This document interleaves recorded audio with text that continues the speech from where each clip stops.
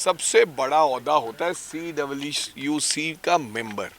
कौन है वो है चरणजीत सिंह चन्नी साहब। ये जो मीडिया वाले बात फैलाते हैं ना, नहीं, इंडियन एक्सप्रेस ने छापा हुआ है। इंडियन एक्सप्रेस ने छापा या नहीं छापा मेरे को उसमें नहीं जाना, लेकिन चन्नी साहब तो कह ही नहीं सकते ये बात।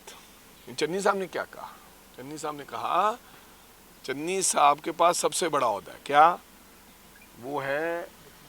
CWC। चन्नी साहब को जब CLP बनाया गया तो किसको उतारा गया? कैप्टन अमरिंदर। नहीं, मिस्टर जाखड़ को उतारा गया, क्योंकि कांग्रेस में भेदभाव नहीं है। फिर चन्नी साहब आज मेंबर ऑफ पार्लियामेंट है, हालांकि दोनों जगह से चुनाव चाहे हार गए MLA का, लेकिन उनको क्या बनाया? Member of parliament CWC।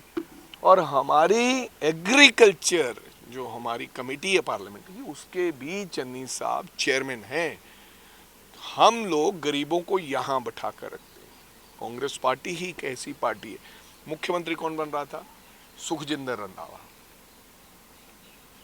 जहां अमर सिंह, लेकिन किसको बनाया?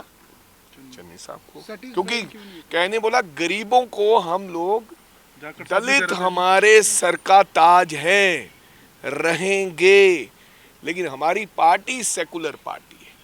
हमें हमारे गुरु ने कहा था कि यहाँ जात पात की बात नहीं करनी, और पंजाब सेकुलर स्टेट है। यहाँ पर जात पात से ये पंजाब हमेशा दूर रहा है, चाहे दलित हो, चाहे ईसाई हो, चाहे सिख हो, चाहे कोई अन्य दल हो।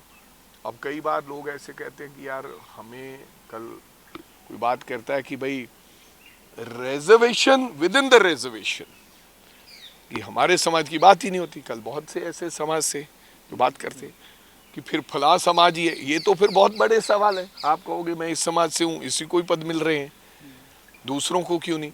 तो कहने का मतलब ये बेफजूल की जो चर्चा कई बार अखबार छेड़ देते हैं, ऐसा कोई कांग्रेस के अंदर बात नहीं है।